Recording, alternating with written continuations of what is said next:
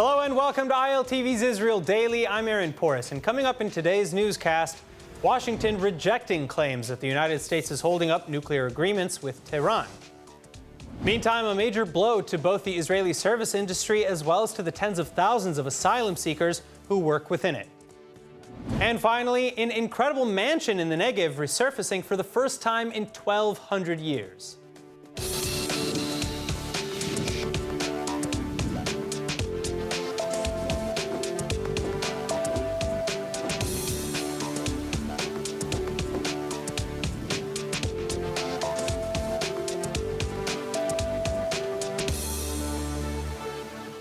Our top news tonight, Iran now accusing the United States of stalling the conclusion to the JCPOA nuclear talks, but Washington is sharply rebuking the claim and pointing to the Ayatollah's regime documented record of refusing to deal.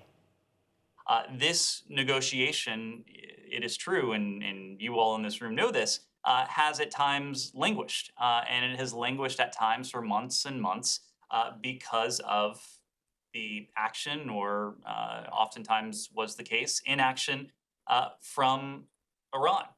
The notion that we have delayed this negotiation in any way is just not true. That said, there are still gaps that the United States wants to address. Joining with the analysis is fellow at the International Institute for Counterterrorism at the Reichman University, Dr. Fadi Ismail. Dr. Ismail, thank you so much for joining us. Now, for one, the United States wants Iran to answer to the IAEA's open investigations regarding nuclear materials found at undeclared sites. Is it reasonable to think that Iran will actually comply? No, I think not. I think that Iran is, and there have been rumors that one of the things that Iran will get in the New Deal is basically the West, especially the United States, giving up this investigation about finding man-made nuclear materials on various Iranian sites. This is one of their achievements. So I think they have no reason to, at this point, and with the dynamic that that Iran managed to create, I don't think they have any value or advantage in agreeing to the American demand. What the Iranians managed to do here is really to create a gap, or a potential for a gap for daylight to come between the EU and the US, because the EU representative has already said that Iran's proposal is reasonable. So now the pressure is back on Washington. And once this, what's supposed to be a united front, breaks down, the Iranians are in a very good negotiating position. So why would they agree to such a draconian demand? I wouldn't if I were them. So again, if Iran does comply, just to press a little further on this, if Iran does comply and the IAEA is not satisfied with Iran's explanation, or if the United States is not satisfied with the explanation or the behavior, does that mean that the JCPOA is effectively dead, or would it be, as you said, space for further negotiations that no party seems to want to have? Because if complying would kill the deal, then complying would be moot. No matter what, the deal would be dead. So why not drop it? No, we have already rumors. I mean, pretty like it's not just rumors. We hear it from different sources that there is an outline to an agreement that will have to do with renewing the JCPOA on several phases in the next 2 months, and that's in exchange for lifting U.S. sanctions over many economic entities in Iran. And it is said that this demand for investigation about that nuclear material would actually be dropped or delayed or ignored for a while. That is the rumor, and since it's coming from different sources, it actually sounds like it might be true. Who knows? But that's how it sounds like now.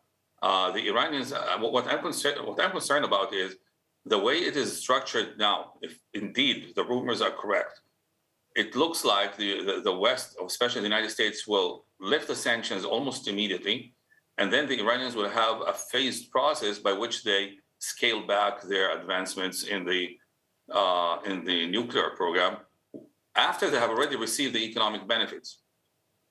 And I feel it sounds like it. And if indeed it's written like this, then the Western negotiators really have done a very, very naive job. But that's a question. Is that what So is do you going to think happen? that? So do you think that maybe Washington is using this as a pretense to kill the deal? Do you think that maybe they're having buyer's remorse, that they're actually this close to signing an agreement that is so unfavorable to them? Possibly, because think about it this way: the United States coming back to the deal with what seems to be the new terms, if they are true, is actually, it's like handing the Islamic Republic a giant victory. Because think where they were before President Trump unilaterally withdrew from the agreement, and where they're going to be now at the same time. I mean, it's basically they have gained from these few years of withdrawal from the agreement, and this is not something you want to give them, especially when there's so much internal pressure that you can use for your own benefit.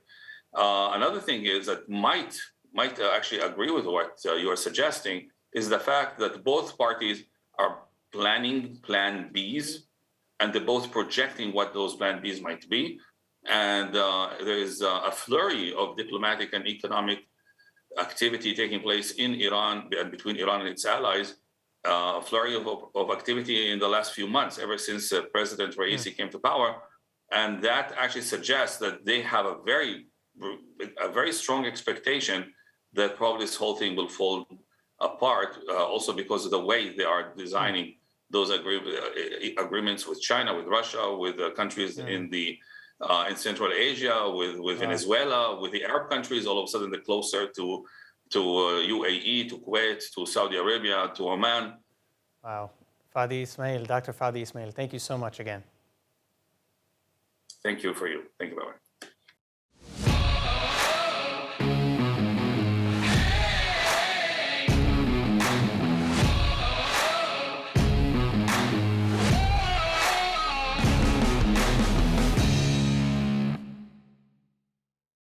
Returning now to Judea and Samaria, Palestinians with permits to work in Israel left in a state of shock following the recent announcement of a new system for payments set to begin January 1st.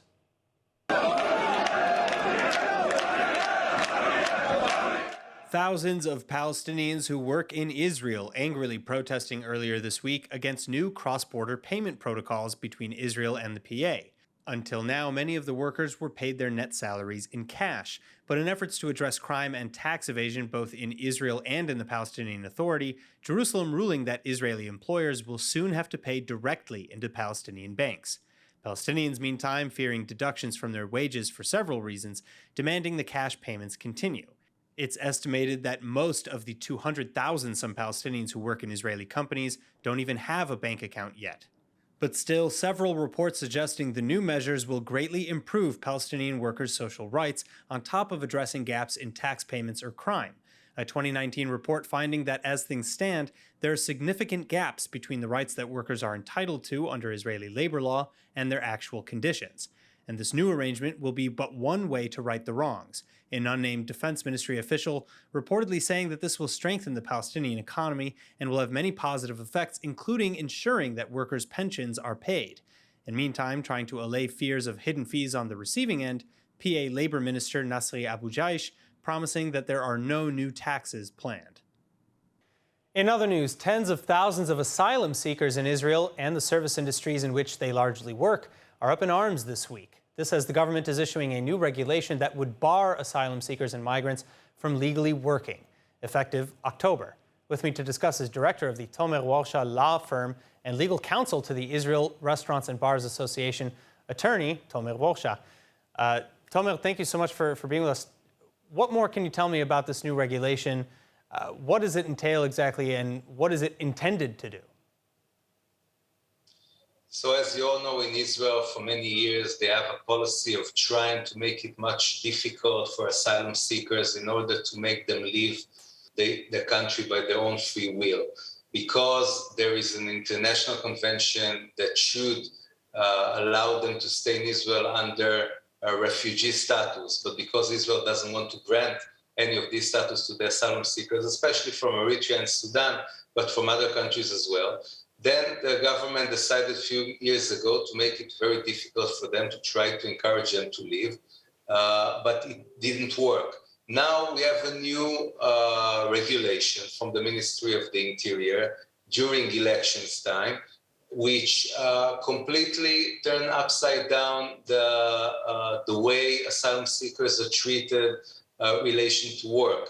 Until now, all the asylum seekers, also Ukrainians that entered Israel recently, we will talk about it in a minute, but of course all the other asylum seekers were able to work legally in Israel in all kinds of fields and of course everywhere in the country. Starting October 1st, the new regulation says that all the asylum seekers won't be able to work in several cities at the center of Israel, of course, Tel Aviv and other cities, Ramat Gan, Herzliya, and so on. Also Jerusalem, also Eilat, also Ashdod, also Netanya, except if it's in 5 specific lines of work, which is construction, agriculture, caregivers, hotels, and restaurants. Meaning that all the asylum seekers that used to work so far in so many different lines of work will have to drop the jobs no matter what they did so far and find different works elsewhere. Well, so how sweeping are the effects on the immigrant community in Israel? First of all, we are planning to take legal actions. We think it cannot stand, as it were with the new policy of Shaked concerning the refugees from Ukraine, which we went to the court and won. And of course, this new regulation will affect also the Ukrainians, which were allowed to come and work. We think it cannot stand because it affects and hurts many asylum seekers who has rights, international rights to work, to live. They were supposed to be given Israeli IDs. They were supposed to be given status of refugees. If the state decided not to do so, it cannot just take more and more restrictions in order to make them leave. And of course, you cannot prevent a person who used to work for so many years in a certain job just to find another place. Right. Of course, there are some issues there. I mean, it doesn't affect families with children. It doesn't affect people over 60. But one of the worst things that are part of this regulation is that it doesn't allow any stand to any employer. If you employ someone, you cannot apply to the Interior Office in order to try to keep him because of the damage it will affect you as well. So wait, so what will companies do? Because, do you think that Israeli companies will largely comply with this order, or might a new black market spring up in a sense? How would Israeli industries make up for the loss in workforce? I think the Interior Ministry didn't evaluate things through because, of course, they overlooked so many industries that will be affected, like all the cleanings and families and so many. Errands and couriers, so many lines of actions. And of course, if you have lines of work which you studied for and your profession for, then you could not do it. I think that it cannot stand. I see that eventually the High Court will prevent it from happening. And I don't think that this kind of decision should be given during elections time as some kind of act to recruit voters. Right. This should be decided by the entire government, and I believe that we will be able to overturn it. All right. Tomer, thank you so much for joining me on this important topic. Thank you very much. A recent plan that better enables Palestinians to travel abroad through Israel's Ramon airport postponed at the last minute, but at the same time, it seems a parallel plan going through on schedule. In a landmark flight, some 40 West Bank Palestinians from Hebron and Bethlehem flying to Cyprus alongside Israeli passengers. This as a pilot program with Arkia Airlines to ferry Palestinians abroad via Eilat's Ilan Ramon Airport, kicking off for the first time ever. Until now, Palestinians wishing to fly would have needed to travel to Jordan or secure special permits to travel to Tel Aviv's Ben Gurion International. But now they'll be able to fly to select destinations through the Ramon airport. Meantime, a similar pilot for Palestinians to fly to Turkey from Ramon also supposed to begin on Monday, but the Israel Airport Authority indefinitely freezing this part of the program, and for reasons still unknown. The agreement, brokered between the Israel Airport Authority and Turkish companies Pegasus and Atlas Global, announced in early August. And according to the deal, there would be twice weekly flights for Palestinians from Ramon to Antalya, Turkey, and then later to Istanbul. But now the Israeli Airport Authority is saying that it will announce a new date for the start of this pilot, and without any indication of how long it may take to reach this decision. Now, great news for Israel's cannabis industry, as the country's oldest medical weed company, Tikkun Olam, finally cleared for exports to Europe. At long last, Israel's oldest and most established medical cannabis company cleared for European markets. Tikkun Olam receiving the EU GMP certificate on Monday, allowing it to create, export, and market prescription medications in the EU, including cannabis. And more immediately, it means Tikkun Olam can fulfill its agreements with the German Fett Pharma, which will sell Israeli cannabis in Germany, Austria, and Switzerland. Canbit Tikkun Olam CEO Avinoam Sapir saying that the certification is, quote, a true breakthrough for our company and for the entire Israeli cannabis industry. Founded in 2006, Tikkun Olam was acquired by Canbit Pharma in 2019. Since then, the company has served as Israel's oldest and leading medical cannabis supplier. But beyond that, Canbit Tikkun Olam is also a world leader in cannabis-related clinical research, as well as scientific publications. Now, a common issue with Israel's economy lies with how concentrated it is. But there are several organizations trying to address this. ILTV's Emmanuel Kadosh with us to explain. Thanks for having me. And yes, there is a serious push to build outside the central cities, especially among organizations like the Jewish National Fund USA, which have been building up the infrastructure in the north and the south for years. And actually, I recently spoke with the Jewish National Fund CEO, Russell Robinson, to learn more. So check this out.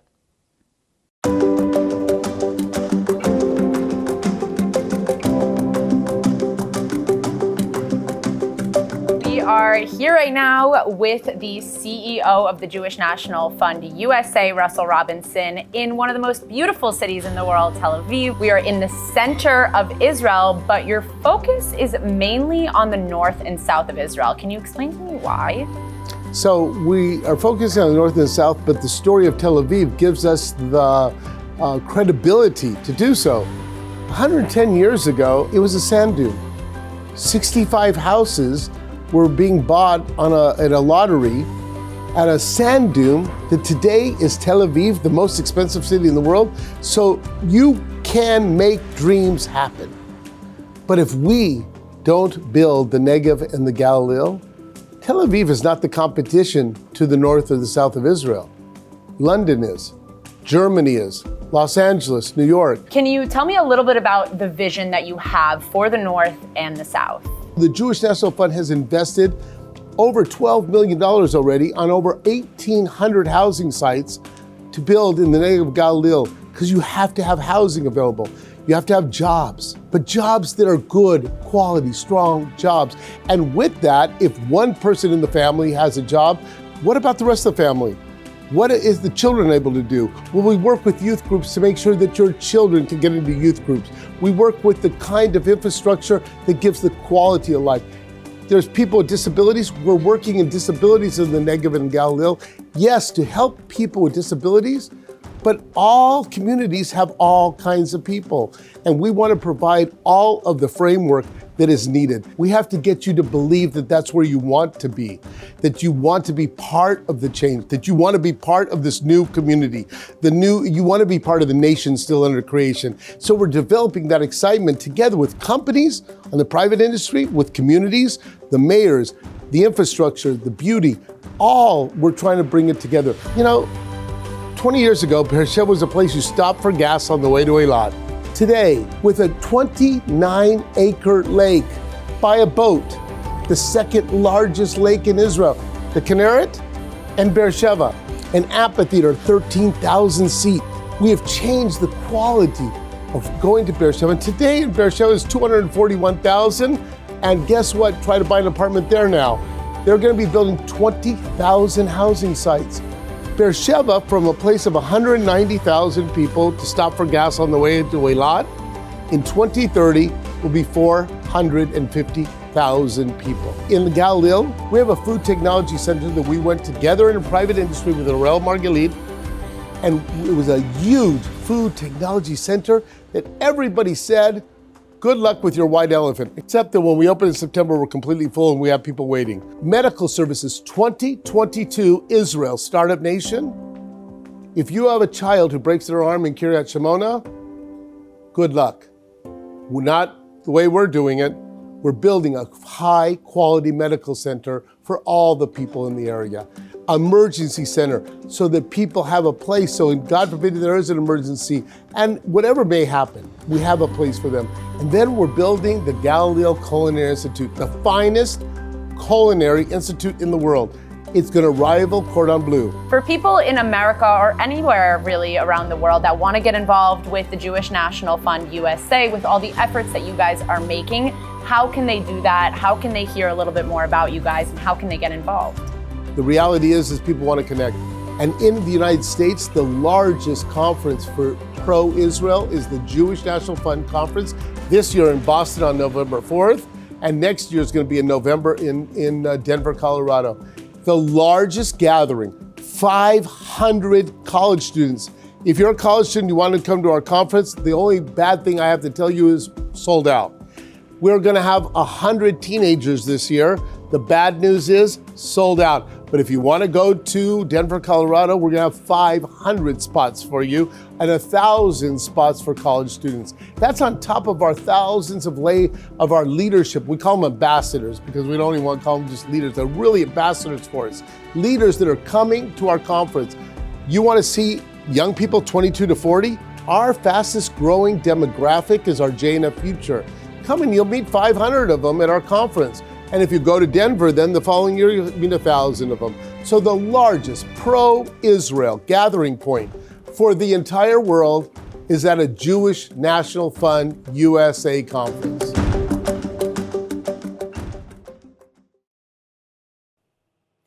Moving on, an incredible, luxurious, and first of its kind estate discovered by archaeologists in the Negev, and the 1,200-year-old property likely belonging to a very wealthy landowner during the early Islamic period. ILTV's Kayla Eberlin reporting.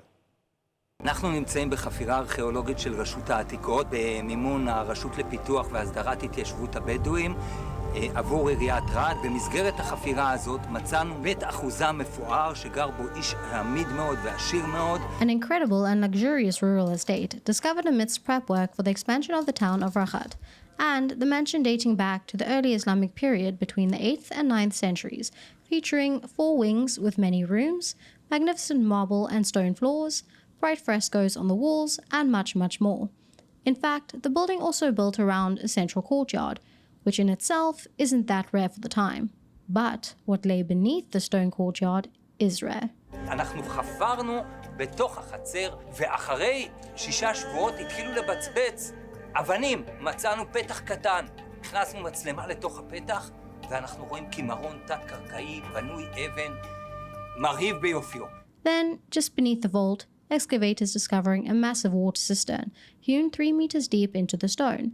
And all this to say nothing of the smaller treasures collected across the property, including zoomorphic liquid vessels with mouths for a spout, stone vessels more commonly found in present-day Iraq, and totally stunning glassware. יש לנו כאן מערכת שהיא מורכבת מאוד, ורק אדם עמיד מאוד, שהיו לו הרבה אמצעים וגם כנראה טעם טוב, יכל לבנות. בזכות מה שנבנה כאן ומה שנחשף, אנחנו יכולים לספר את ההיסטוריה הקדומה של האתר, את המורשת הקדומה, וגם בבוא היום לאפשר אתר פתוח לקהל שיהיה בלב העיר רהט. Now let's take a look at the weather forecast. The forecast is calling for clear skies across the country both this evening and tomorrow, with tonight's lows averaging 20 degrees Celsius or 68 Fahrenheit. Then tomorrow, seeing top temperatures ranging from 29 to 36 Celsius or 85 to 97 degrees Fahrenheit. And that's all for today's news. For more updates from Israel on all of your devices, check out our website, ILTV.tv, and subscribe to our newsletter as well as to our streaming platform, ILTV+. I'm Aaron Porras. Be well, and thank you so much for watching.